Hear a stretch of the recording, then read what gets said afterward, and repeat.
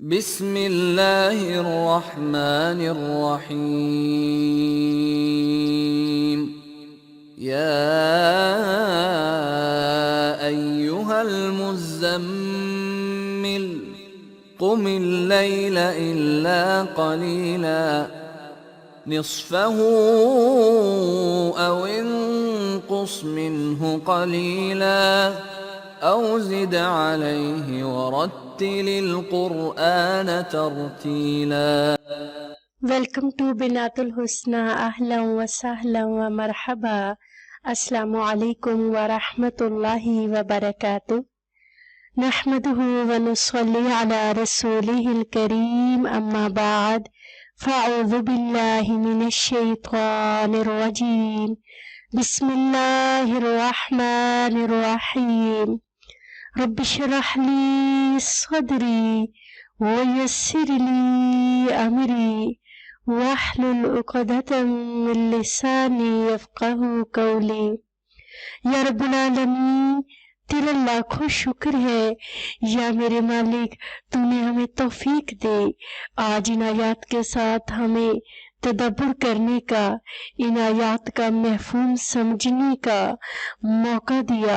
یا رب العالمین، ہماری اس حقیر سی زندگی کو قرآن حکیم کے قابل بنا دے۔ یا رب العالمین، آج کی اس کلاس میں تو بے پناہ برکتیں عطا فرما دے۔ یا اللہ، اس منزل میں، اس علم کے سفر میں تو ہمارا حامی و ناصر بن جا۔ سورۃ البقرہ آیت نمبر 118 سے 121 تک کی آیات میں آج ہم ان آیات کی تفسیر ایز اے سمری، خلاصہ اور ڈاکومنٹری دیکھیں گے کہ ان آیات کے اندر مجھے اور آپ سے رب العالمین کیسے مخاطب ہیں۔ بسم اللہ الرحمن الرحیم۔ وقال الذين لا يعلمون لولا يكلمنا الله أو تأتينا آية كذلك قال الذين من قبلهم مثل قولهم تشابهت قلوبهم قد بينا الآيات لقوم يوقنون۔ اور جو لوگ علم نہیں رکھتے انہوں نے کہا کہ اللہ تعالیٰ خود ہم سے بات کیوں نہیں کرتا، یا ہمارے پاس کوئی نشانی کیوں نہیں آتی۔ اسی طرح ان کی بات کی طرح ان لوگوں نے کہا جو ان سے پہلے تھے، ان سب کے دل ایک جیسے ہو گئے۔ یقیناً ہم نے آیتیں صاف صاف بیان کر دی ہیں ان لوگوں کے لیے جو یقین کرتے ہیں۔ ذرا تھوڑا سا غور سے دیکھیے گا، رب العالمین دو جہانوں کے بادشاہ کائنات کے رب کا انداز دیکھیے۔ اللہ تعالیٰ نے بات شروع کی ہے علم والوں سے کہ جو لوگ علم نہیں رکھتے، جو جاہل ہیں، جن کا علم سے کوئی تعلق ہی نہیں ہے۔ تو سب سے پہلے تو اللہ کا شکر ادا کریں کہ آج آپ کے سامنے اللہ کی کتاب کھلی ہے اور آپ قرآن کا علم سیکھنے والوں میں ہیں۔ تو جاہلوں کی باتیں بھی جاہلوں جیسی ہوتی ہیں۔ انہوں نے کیا کیا کہ دو انہوں نے آبجیکشن کیے، وہ کیا تھے؟ پھر اللہ نے ان کی بات کو پچھلے لوگوں سے ریلیٹ کیا، اور پھر اللہ تعالیٰ نے ان کے دلوں کی ایک کیفیت ظاہر کی ہے جس کا نام ہے تشابہت، کہ ان کے دل مشابہ ہو گئے۔ تو پھر آخر میں اللہ نے اپنا فیصلہ سنایا ہے کہ ہم نے تو آیتیں صاف ہی بیان کی ہیں، لیکن یہ سمجھ ان لوگوں کے لیے ہے، اس سے فائدہ اور علم وہی حاصل کریں گے جو لوگ یقین رکھتے ہیں۔ سورۃ البقرہ آیت نمبر 118 کا پس منظر کیا ہے؟ یہ آیت کب اتری؟ اس ٹائم کیا ماحول تھا؟ سیدنا ابن عباس رضی اللہ تعالیٰ عنہما سے روایت ہے کہ وہ رافع سے روایت کرتے ہیں کہ اے محمد صلی اللہ علیہ وآلہ وسلم، اگر آپ واقعی اللہ تعالیٰ کے رسول ہیں جیسا کہ آپ دعویٰ کرتے ہیں تو اللہ تعالیٰ سے کہیے کہ وہ ہم سے کلام کرے حتیٰ کہ ہم اس کے کلام کو سن لیں۔ تو اس کے جواب میں اللہ تعالیٰ نے یہ آیت نازل فرمائی، یکلمنا اللہ او تاتینا آیہ والی۔ یہ ہے آیت کا پس منظر جو اس وقت مدینہ منورہ میں اس آیت کے اترنے کا سبب بنا۔ پھر دیکھیے کہ اس آیت میں آبجیکشن ہے کون سے؟ یکلمنا اللہ، اللہ تعالیٰ بات کیوں نہیں کرتا؟ اللہ تعالیٰ کلام کیوں نہیں کرتا؟ اگر دیکھا جائے تو اس کا جواب اس کے اندر ہی ہے کہ یہ کتاب کلام اللہ کی باتیں ہیں۔ دوسرا تھا کہ آبجیکشن اللہ تعالیٰ نشانی کیوں نہیں بھیجتا؟ لولا یکلمنا اللہ او تاتینا آیہ۔ تو جو اللہ تعالیٰ نے اپنے رسول حق سچ کے ساتھ نازل کیے، بشیر اور نذیر بنا کر بھیجے، وہ نشانی ہی تو ہے۔ پھر جب یہ دو مطالبات یہود و نصارہ نے کیے تو پھر اللہ تعالیٰ نے اپنا فیصلہ سنایا کہ اے نبی صلی اللہ علیہ وسلم، یہ یہود و نصارہ ہرگز راضی نہ ہوں گے جب تک تم ان کے طریقوں پر نہ چلو۔ یہ اللہ تعالیٰ نے ان کی بات نبی صلی اللہ علیہ وسلم کو بتا دی ہے۔ اگلی آیت، اِنَّا أَرْسَلْنَاكَ بِالْحَقِّ بَشِيرًا وَنَذِيرًا وَلَا تُسْأَلُ عَنْ أَصْحَابِ الْجَحِيمِ۔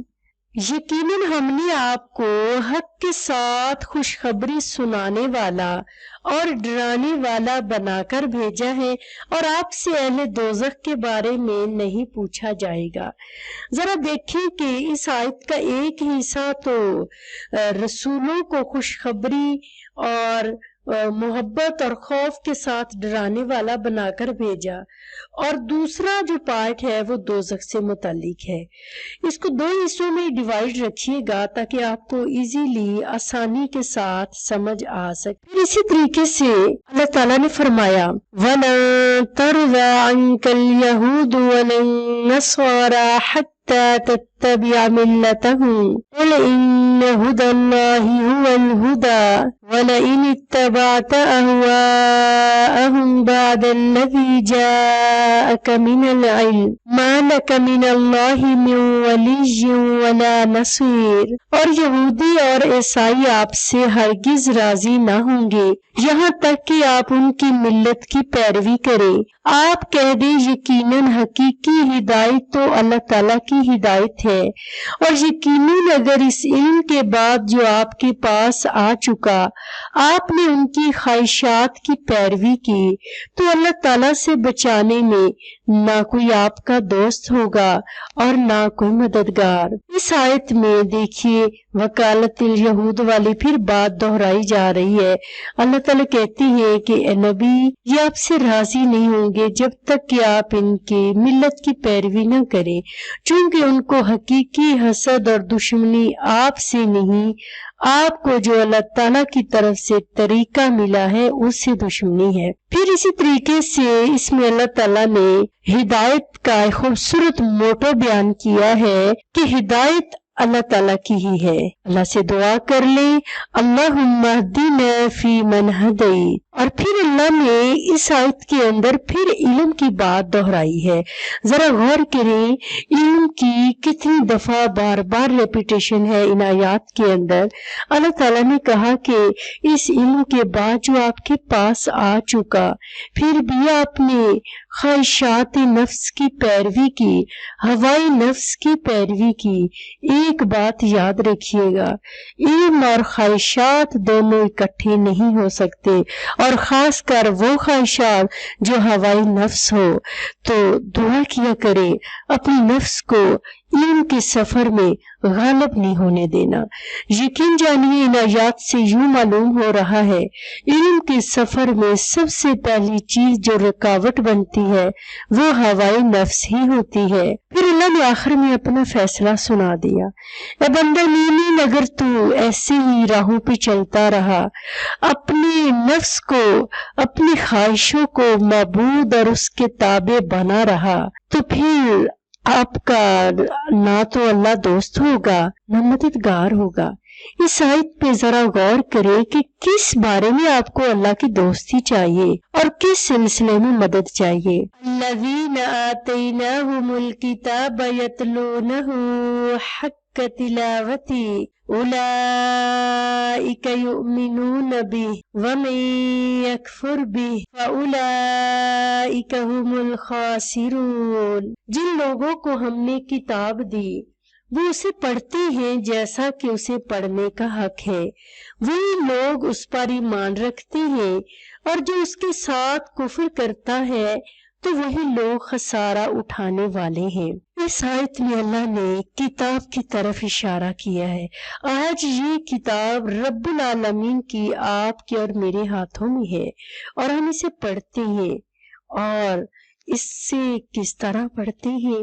یتلونہ حق تلاوتی، اللہ تعالیٰ نے کہا کہ ایسے جیسا کہ اس کے پڑھنے کا حق ہے، اور پھر اللہ تعالیٰ نے کتاب کو پڑھنا ایمان قرار دیا، ایمان کی شرط قرار دیا، وہی لوگ اس پر ایمان رکھتے ہیں۔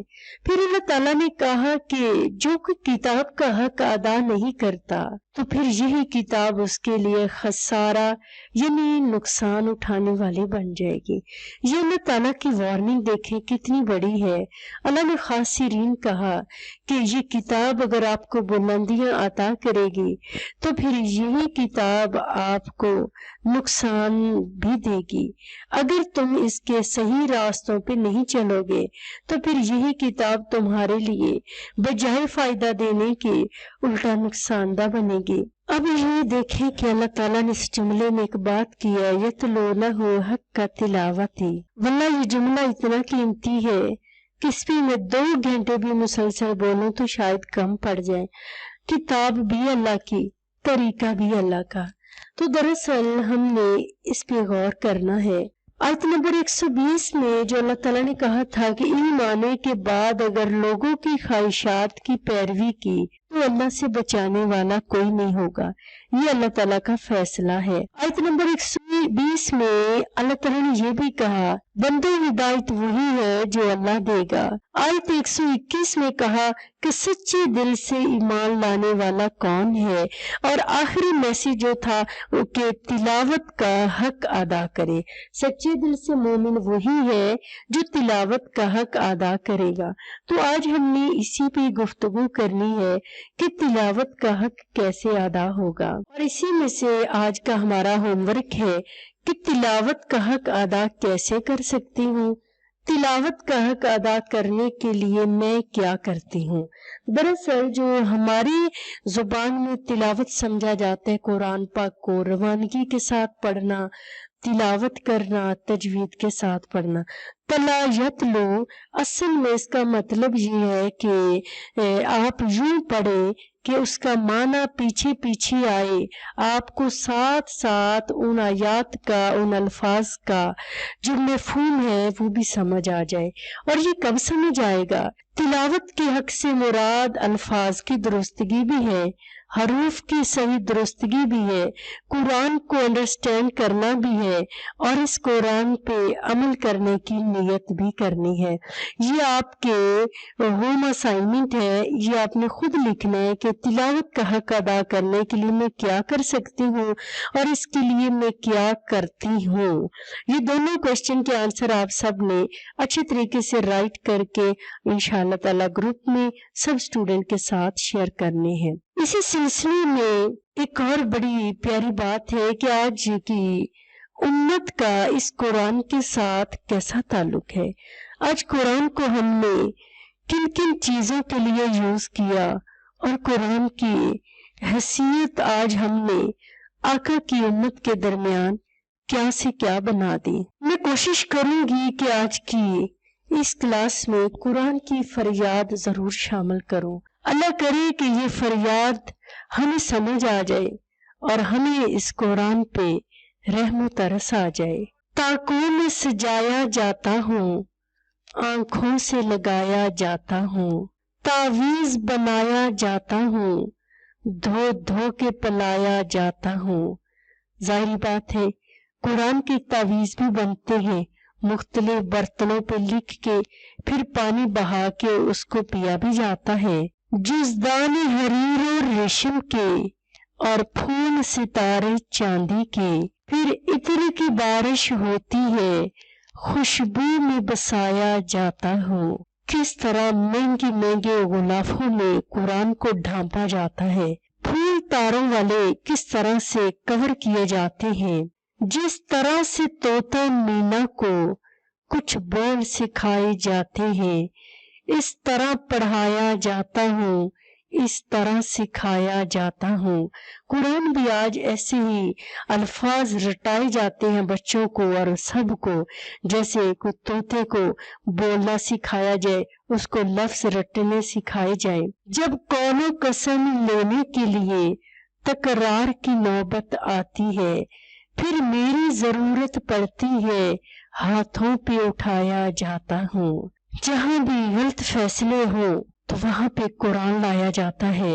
دل سوز سے خالی رہتے ہیں، آنکھیں ہیں کہ نم ہوتی ہی نہیں، کہنے کو میں ایک ایک جلسے میں پڑھ پڑھ کے سنایا جاتا ہوں۔ آج ہر فنکشن کا آغاز تلاوت سے کیا جاتا ہے، پر اس تلاوت سے آنکھیں نم نہیں ہوتی۔ نیکی پہ بدی کا غلبہ ہے، سچائی سے بڑھ کر دھوکا ہے، ایک بار ہنسایا جاتا ہوں، 100 بار رلایا جاتا ہوں۔ یہ مجھ سے عقیدت کے دعوے قانون پہ راضی غیروں کے، یوں بھی مجھے رسوا کرتے ہیں، ایسے بھی ستایا جاتا ہوں۔ کس بزم میں مجھ کو بار نہیں، کس عرس میں میری دھوم نہیں، پھر بھی میں اکیلا رہتا ہوں، مجھ سا بھی کوئی مظلوم نہیں۔ تاکوں میں سجایا جاتا ہوں، آنکھوں سے لگایا جاتا ہوں۔ یا رب العالمین ہمیں قرآن کی محبت نصیب کر دے۔